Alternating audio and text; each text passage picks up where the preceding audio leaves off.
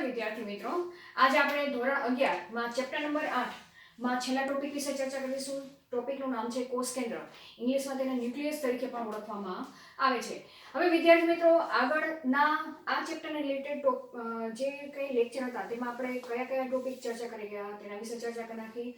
આગળના લેક્ચરમાં આપણે સુકોષ કેન્દ્રીય કોષમાં જોવા મળતી પટલમય અંગિકાઓ વિશે ચર્ચા કરી ગયા, જેમાં અંતઃપટલમય તંત્રમાં ભાગ ભજવતી અંગિકા તરીકે કણાભસૂત્ર અંતઃકોષ રસધાર, ગોલ્ગીકાય, લાઇસોસોમ તેમજ રસધાની વિશે ચર્ચા કરી ગયા.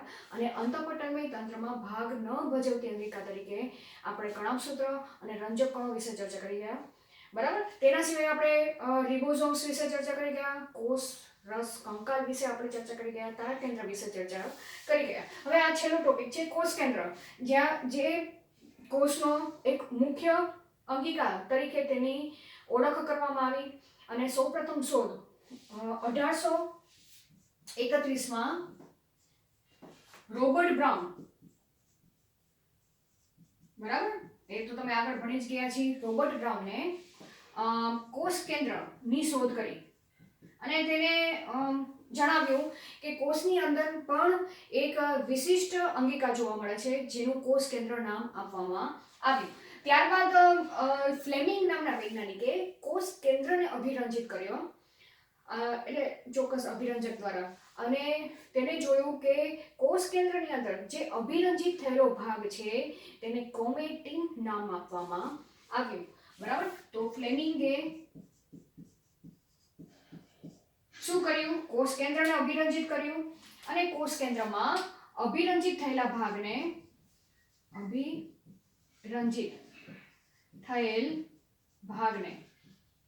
શું નામ આપવામાં આવ્યું? ક્રોમેટિન.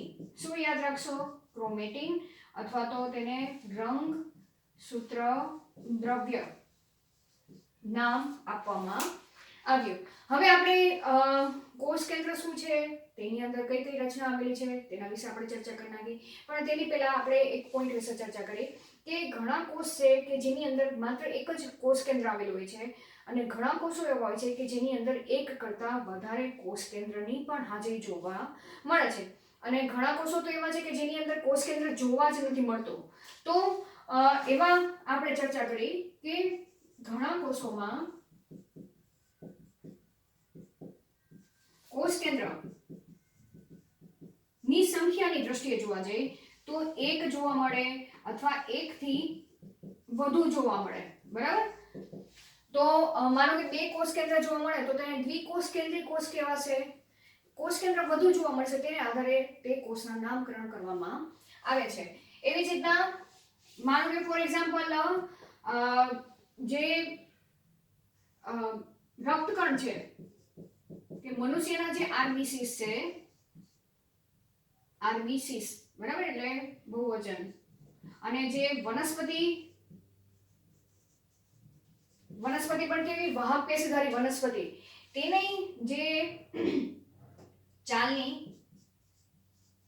નલિકા છે, બરાબર, તેમાં શેને જોવા મળે છે? કોષ કેન્દ્રનો અભાવ જોવા મળે છે.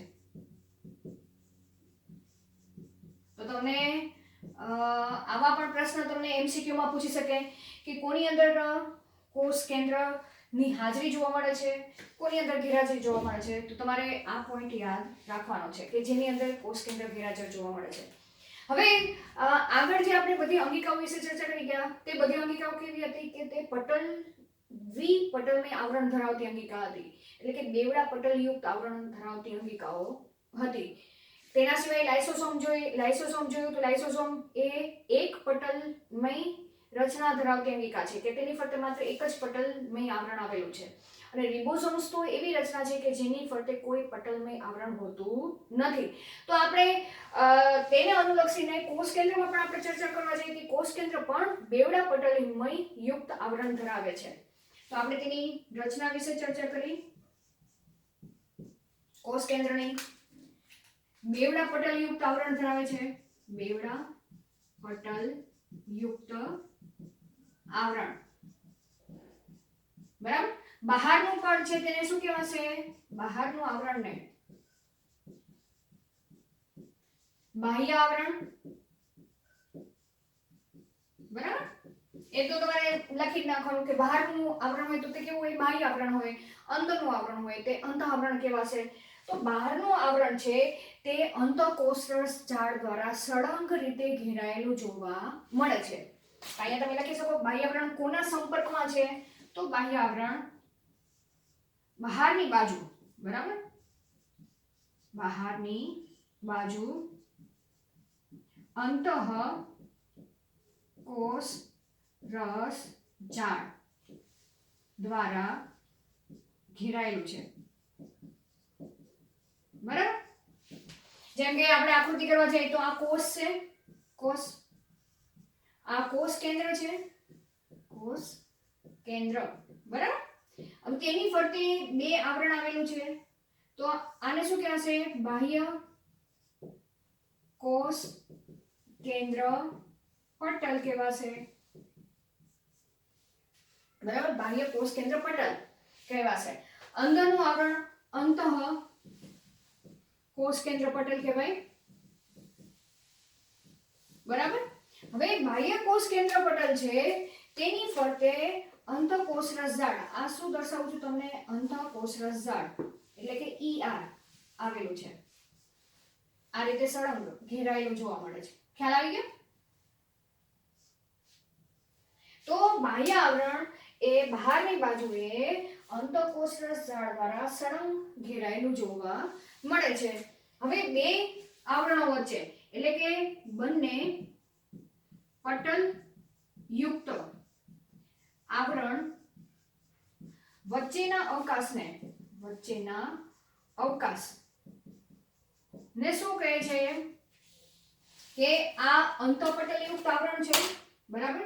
આ બાહ્ય પટલયુક્ત આવરણ છે તે બંને વચ્ચેના અવકાશને પરિરદ અવકાશ, પરિકોષ કેન્દ્રીય અવકાશ કહે છે. શું કહેવામાં આવશે, આ બધા MCQ વાઇઝ તમારે યાદ રાખવાના છે, બરાબર. પરિકોષ કેન્દ્રીય અવકાશ કહેવાશે. તો વ્યાખ્યા કઈ રીતે યાદ રાખશો, બંને પટલ, બાહ્ય કોષ કેન્દ્ર પટલ, અંતઃકોષ કેન્દ્ર પટલ વચ્ચેનો જે આ અવકાશ છે તેને પરિકોષ કેન્દ્રીય અવકાશ કહેશે. ખ્યાલ આવી ગયો? હવે આ જે પટલયુક્ત આવરણ છે એટલે કે કોષ કેન્દ્ર પટલની આપણે વાત કરીશું, બરાબર. તો આની રચનામાં આપણે કોની વાત કરી છે, કોષ કેન્દ્ર પટલ કહેવાશે. કેન્દ્ર પટલ એ કેવું છે, સળંગ નથી હોતું, સળંગ હોતું નથી. તો અહીંયા આપણે તો સળંગ રચના કરી છે, સળંગ નથી હોતું.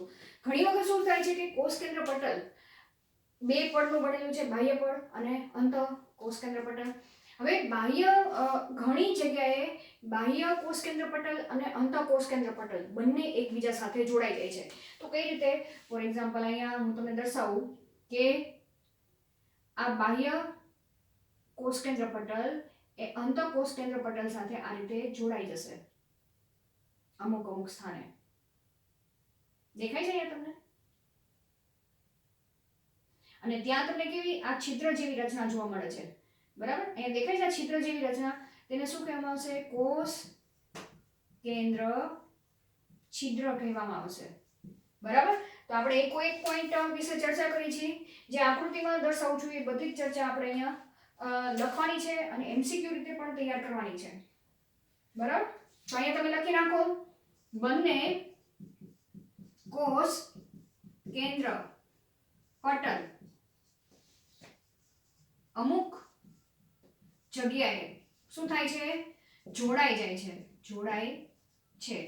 અને ત્યાં શું જોવા મળે છે, ત્યાં છિદ્ર જેવી રચના જોવા મળે છે, છિદ્ર જેવી રચના જોવા મળે છે. તેને કોષ કેન્દ્ર છિદ્ર કહે છે. શું કહે છે, કોષ કેન્દ્ર પટલ છિદ્ર, બરાબર. શું કહીશું, પટલ શબ્દ વાપરવો પડશે કારણ કે પટલ લખવાનું તમારે, બરાબર. પટલ ઉપર છિદ્ર જોવા મળેલા છે, બરાબર. તો તેને કોષ કેન્દ્ર પટલ છિદ્ર કહે છે. હવે આ છિદ્રનું શું કાર્ય છે, તો તેના કાર્ય વિશે આપણે ચર્ચા કરી. કોષ કેન્દ્ર પટલ છિદ્ર મારફતે અહીંયા શું આવેલું છે? કોષ રસ આવેલું છે, કોષ કેન્દ્ર રસ, બરાબર. અને અહીંયા શું છે? કોષ રસ છે. તો કોષ રસમાં રહેલા પ્રોટીનો ને અંદર જવા માટે અને કોષ કેન્દ્રમાં જે આરએનએ ઉત્પન્ન થયું છે તે આરએનએ ને બહાર લાવવા માટે તે કોષ કેન્દ્ર પટલમાંથી નહીં જઈ શકે, પણ આ છિદ્ર મારફતે પ્રોટીન અને આરએનએ ની શું થાય છે? આપ-લે થવાની પ્રક્રિયા થાય છે. તો અહીંયા તમે કાર્ય યાદ રાખો તો કઈ રીતે યાદ રાખશો? જેના મારફતે કોષ કેન્દ્ર રસ અને કોષ રસ વચ્ચે શેની આદાન પ્રદાન થાય છે? આરએનએ અને પ્રોટીન ની અવર જવર થાય છે. શું થાય છે? અવર જવર થાય. તો તમારે સાથે સાથે કાર્ય પણ યાદ રાખવાનું છે, કોષ કેન્દ્ર પટલ છિદ્ર. હવે આપણે વાત કરી કે જે કોષ કેન્દ્ર છે એ કોષ કેન્દ્ર ની અન્ય રચનાઓ વિશે ચર્ચા કરી કે કોષ કેન્દ્ર પટલ વિશે તો આપણે ચર્ચા કરી ગયા, સૌથી બહારનું આવરણ. હવે અંદર શું આવેલું છે? તો કોષ કેન્દ્રની અંદર કોષ કેન્દ્ર રસ આવેલું છે, જેને કોષ કેન્દ્ર આધારક પણ કહીશું. તેના સિવાય રંગ સૂત્ર દ્રવ્ય આવેલું છે, એટલે કે ક્રોમેટીન આવેલું છે, બરાબર. અને તેના સિવાય કોષ કેન્દ્રિકા જેવી રચના આવેલી જોવા મળે છે. તો અહીંયા હવે નવો પોઈન્ટ વિશે આપણે ચર્ચા કરી. આપણે શેના વિશે ચર્ચા કરી? પટલયુક્ત આવરણ વિશે ચર્ચા કરી, બરાબર, જેને કોષ કેન્દ્ર પટલ કહીશું, બરાબર. હવે આપણે અહીંયા નવો પોઈન્ટ વિશે ચર્ચા કરી, કોષ કેન્દ્ર પટલ ની અંદર આવેલ રચના. કઈ કઈ ચર્ચા કરવાની છે આપણે? એક તો કોષ કેન્દ્ર રસ, જેને શેના તરીકે આપણે બીજા કયા નામ તરીકે ઓળખીશું? કોષ કેન્દ્ર આધારક. કોષ કેન્દ્ર આધારક. પછી નેક્સ્ટ પોઈન્ટ આપણે ચર્ચા કરશું કોષ કેન્દ્રિકા. કોષ કેન્દ્રિકા, બરાબર. અને ત્રીજો પોઈન્ટ વિશે ચર્ચા કરશું રંગ સૂત્ર દ્રવ્ય વિશે આપણે ચર્ચા કરીશું. તો હવે આપણે સૌથી પહેલા તો કોષ કેન્દ્રિકા વિશે ચર્ચા કરી નાખી. હવે આપણે કોષ કેન્દ્રિકા વિશે ચર્ચા કરી. કોષ કેન્દ્રિકા કોષ કેન્દ્રિકા ક્યાં આવેલી છે? તો કોષ કેન્દ્ર આધારકમાં આવેલી ગોળાકાર રચનાને કોષ કેન્દ્રિકા કહે છે. અહીંની વ્યાખ્યા છે, કઈ રીતે યાદ રાખશો? કોષ કેન્દ્ર આધારક. કોષ કેન્દ્ર આધારકને તમે કોષ કેન્દ્ર રસ પણ કહી શકો. તો હું કૌંસમાં લખી નાખું કોષ કેન્દ્ર રસ. જેમ આપણે કોષ રસ કેમ કહી છીએ એ જ રીતે કોષ કેન્દ્ર રસ. તો કોષ કેન્દ્ર આધારકમાં આવેલ ગોળાકાર રચનાને, કેવી રચના છે? ગોળાકાર રચના ને કોષ કેન્દ્રિકા કહે છે. તો આપણે એની આકૃતિ જો જોવા જઈએ તો કઈ રીતે? જેમ કે અહીંયા તમને આ લાલ કલરથી ડોટથી દર્શાવું છું. આ ગોળાકાર રચના એ તમને દર્શાવી છે. આ છે કોષ કેન્દ્રિકા. હવે કોષ કેન્દ્રિકા ગોળાકાર રચના છે. અહીંયા મેં તમને ઘણી બધી દર્શાવી છે. તો આ ગોળાકાર રચના એ કોષ કેન્દ્રમાં તેની કાર્યને અનુલક્ષીને તેની સંખ્યા ઓછી કે વધુ જોવા મળે છે, બરાબર. તો કોષ કેન્દ્રિકા એ શું છે?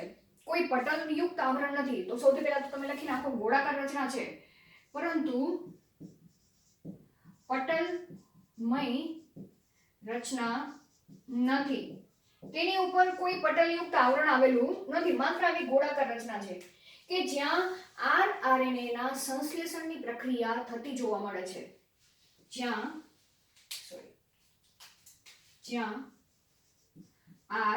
આરએનએ ના સંશ્લેષણનું સ્થાન છે, સંશ્લેષણ થાય છે. એટલે એ જગ્યા એવી છે કે જ્યાં આરએનએ બને છે, એટલે કે ત્યાં એ ભાગમાં આરએનએ નું પ્રમાણ કેવું જોવા મળશે? વધુ જોવા મળશે. કયા સ્થાને? આ ગોળાકાર ભાગે. હવે અમુક કોષમાં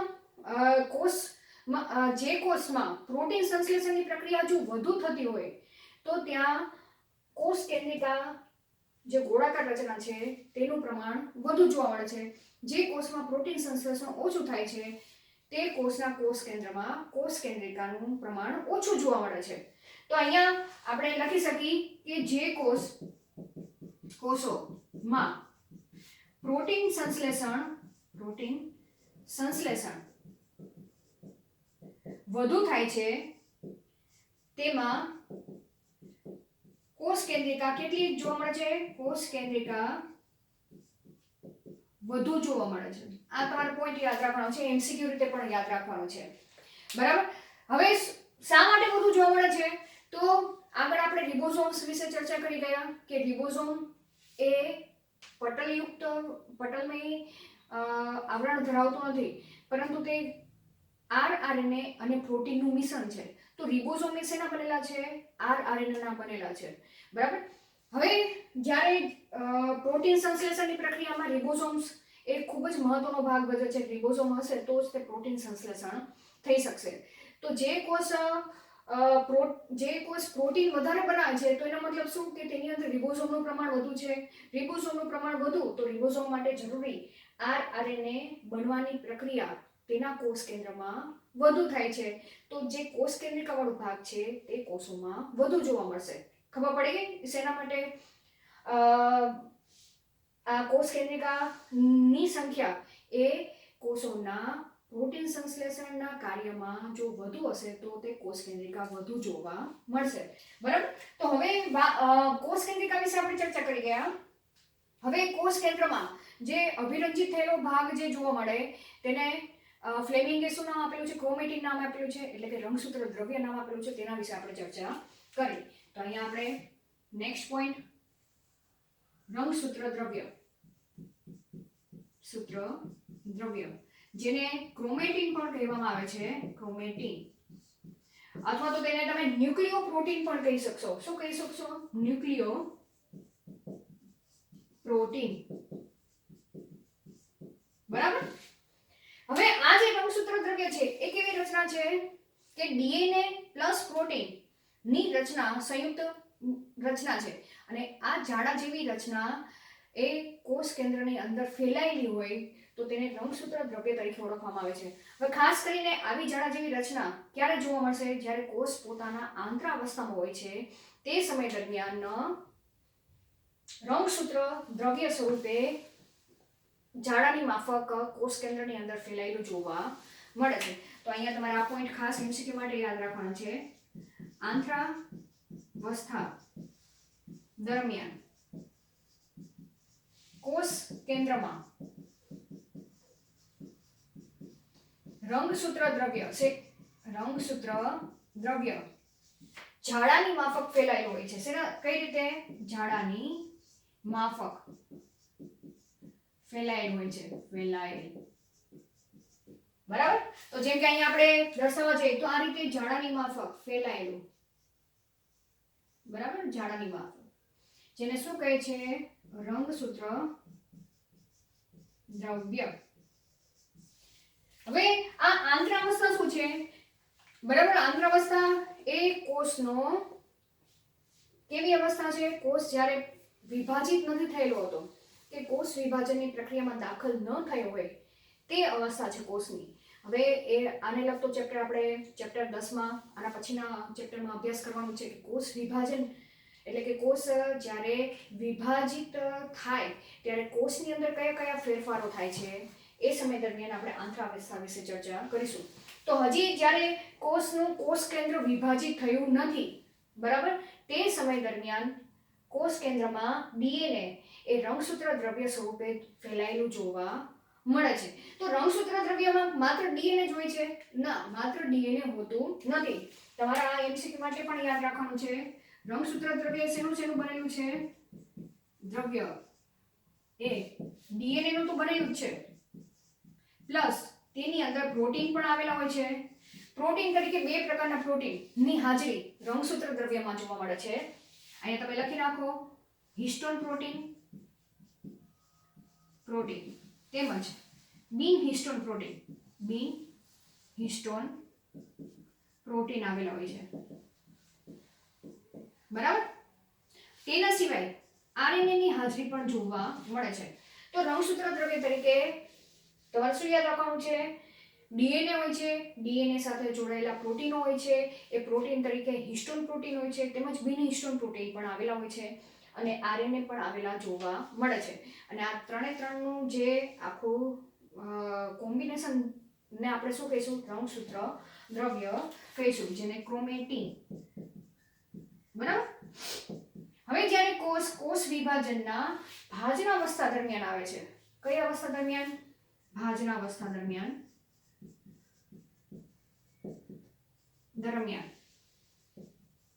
રંગસૂત્ર દ્રવ્ય એ કયા સ્વરૂપમાં રૂપાંતર પામે છે? રંગસૂત્ર સ્વરૂપે જોવા મળે છે. દ્રવ્ય એ રંગસૂત્ર સ્વરૂપે જોવા મળે છે, બરાબર. રંગસૂત્રને તમે ક્રોમોઝોમ પણ કહો છો, બરાબર. રંગસૂત્ર દ્રવ્યને ક્રોમેટીન કહેવામાં આવે, રંગસૂત્રને ક્રોમોઝોમ કહેવામાં આવે. અહીંયા તમે લખી નાખો ક્રોમોઝોમ જોવા મળે છે. અને આ જે રંગસૂત્ર છે એ રંગસૂત્રની જોડીઓ પણ બને છે. એ આખો પોઈન્ટ આપણે 10મા ચેપ્ટરમાં ચર્ચા કરવાની છે. અને આ જે રંગસૂત્ર છે એ રંગસૂત્ર તમે સૂક્ષ્મદર્શક યંત્ર દ્વારા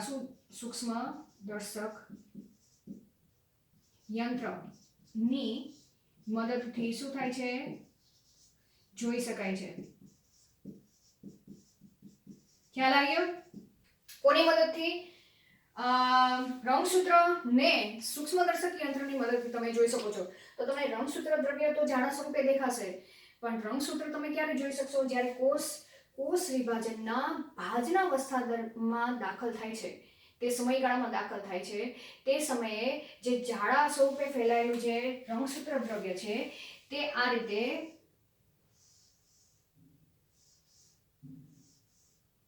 બરાબર આને શું કહેવાશે? રંગસૂત્ર સ્વરૂપે ગોઠવાયેલું જોવા મળે છે. તો રંગસૂત્ર એ બીજું કંઈ નથી, ડીએનએ અને પ્રોટીનનું બનેલું જે જાડા સ્વરૂપનું સ્ટ્રક્ચર હતું તે આ સ્વરૂપે અહીંયા ડીએનએ ને પ્રોટીન જ આવેલા હશે, બરાબર. બીજું કંઈ હોતું નથી, પણ આ રીતે ગોઠવાઈ જશે. તો અહીંયા આપણે હવે રંગસૂત્ર વિશે આપણે ચર્ચા કરવા જઈએ કે રંગસૂત્રમાં કયા ભાગો આવેલા હોય છે. રંગસૂત્રમાં જોવા જઈએ તો તેના બંધારણની દ્રષ્ટિએ જે વચ્ચેનો ભાગ છે, ખાંચયુક્ત ભાગ છે, તે ખાંચયુક્ત ભાગને સેન્ટ્રોમિયર તરીકે ઓળખવામાં આવે છે. તો આપણે રંગસૂત્ર વિશે ચર્ચા કરી.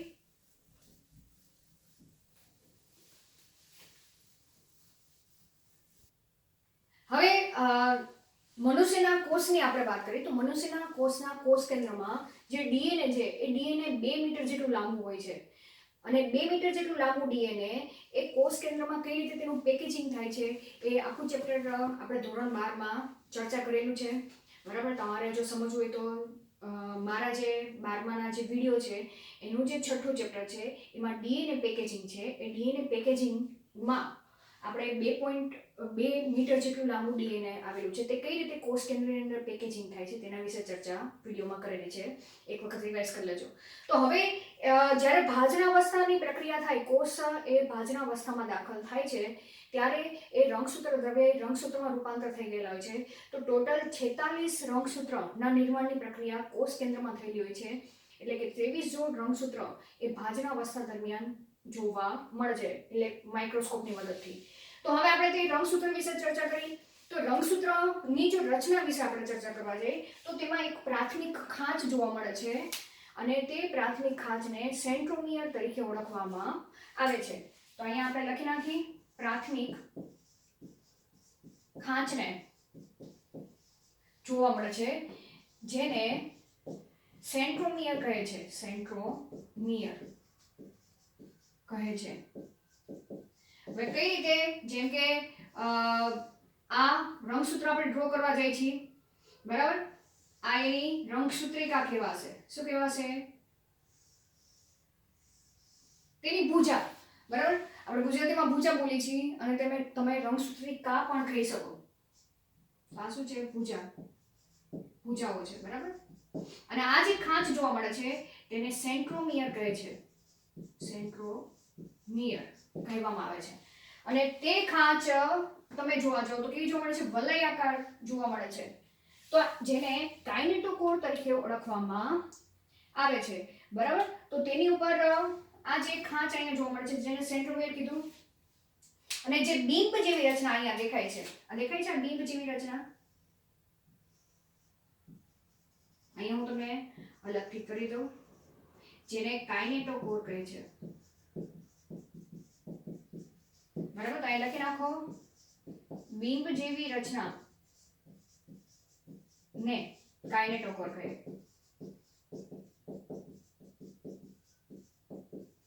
બરાબર, આ બે તમને એમસીક્યુ રીતે પણ યાદ રાખવાના છે. કાઇનેટોકોર કોને કહેવામાં આવે? તો જે પ્રાથમિક ખાંચ, જેને આપણે શું નામ આપેલું છે? સેન્ટ્રોમિયર નામ આપેલું છે. તે સેન્ટ્રોમિયરમાં જે બીંબ જેવી રચના જોવા મળે છે તે બીંબ જેવી રચનાને કાઇનેટોકોર તરીકે ઓળખવામાં આવે છે.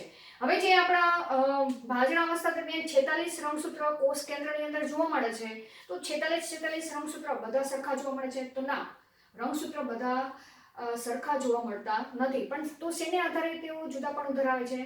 તો ઘણા બધા રંગસૂત્ર એવા છે 46 રંગસૂત્રમાં કે જેમના સેન્ટ્રોમિયરનું સ્થાન તેની અંદર, એટલે કે આ સ્થાન જુદી જુદી જગ્યાએ જોવા મળે છે. તેને આધારે રંગસૂત્રને 4 ભાગમાં વિભાજિત કરવામાં આવેલા છે. તો આપણે રંગસૂત્રના પ્રકારો વિશે ચર્ચા કરવા જઈએ તો શેના આધારે તેને વિભાજિત કરવામાં આવેલા છે? સેન્ટ્રોમિયરના સ્થાનને આધારે રંગસૂત્ર ને 4 ભાગમાં વિભાજિત કરવામાં આવેલા છે. કયા કયા 4 ભાગ? મેટાસેન્ટ્રિક, સેન્ટ્રિક, સબમેટાસેન્ટ્રિક,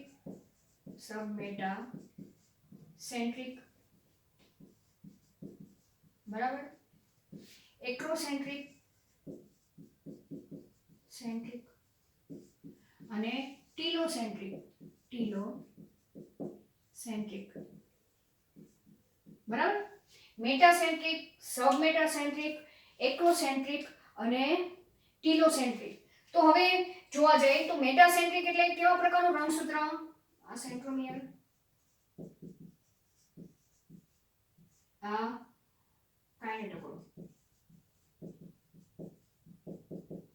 સબમેટાસેન્ટ્રિક પ્રકારના રંગસૂત્રમાં, બરાબર, સેન્ટ્રોમિયર કેવું હોય છે? મધ્ય સ્થાને હોય છે.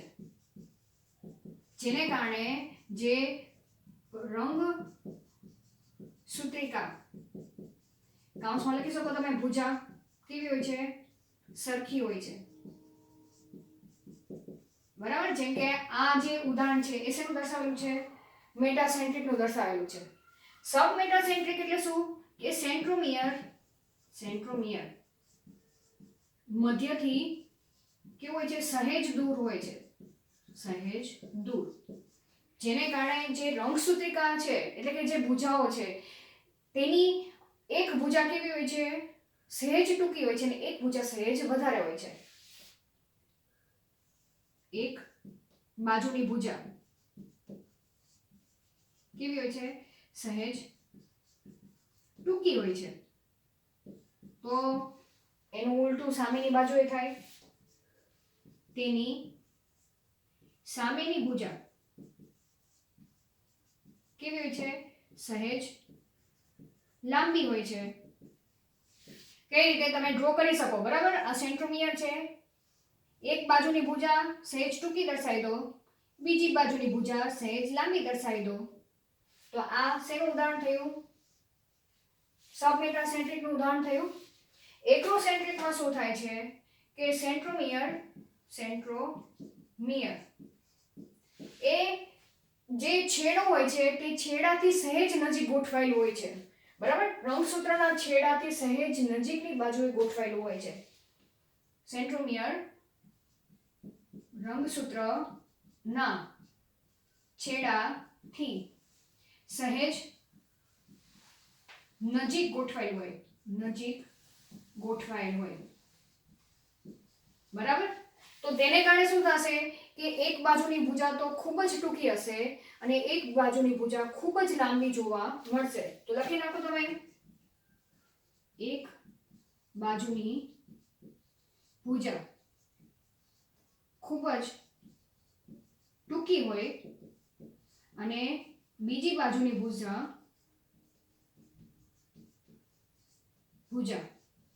ખૂબ જ લાંબી હોય, બરાબર.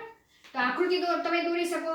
સેન્ટ્રોમિયર, આ ટૂંકી ભુજા અને આ ખૂબ જ લાંબી ભુજા, બરાબર. તો આવા પ્રકારના રંગસૂત્રને શેના તરીકે ઓળખવામાં આવે છે? એક્રોસેન્ટ્રિક તરીકે ઓળખવામાં આવે છે. તો ટીલોસેન્ટ્રિક હવે છેલ્લું છે. આ પ્રકારના રંગસૂત્રમાં સેન્ટ્રોમિયર ક્યાં ગોઠવાયેલું હોય છે? છેડા પર ગોઠવાયેલું હોય છે, છેડા પર ગોઠવાયેલ. તો તેને કારણે શું થશે? માત્ર એક જ પ્રકારની ભુજા ગોઠવાયેલી હશે, બરાબર. એટલે કે બંને ભુજાઓ એક સાથે ગોઠવાયેલી હશે, બંને છેડાની ભુજાઓ, બરાબર. તો આકૃતિ તમે દોરવા જાઓ તો કઈ રીતે થશે? આ છેડા તરફની ભુજા સેન્ટ્રોમિયર અને તેની બંને ભુજા આ રીતે ગોઠવાયેલી જોવા મળે. તો આ પ્રકારની રચનાને ટીલોસેન્ટ્રિક તરીકે ઓળખવામાં આવે છે. ઘણા રંગસૂત્રો એવા હોય છે કે તેની અંદર દ્વિતીય રચના પણ ઉત્પન્ન થાય છે અને તે દ્વિતીય રચનાને સેટેલાઇટ તરીકે ઓળખવામાં આવે છે. તો અહીંયા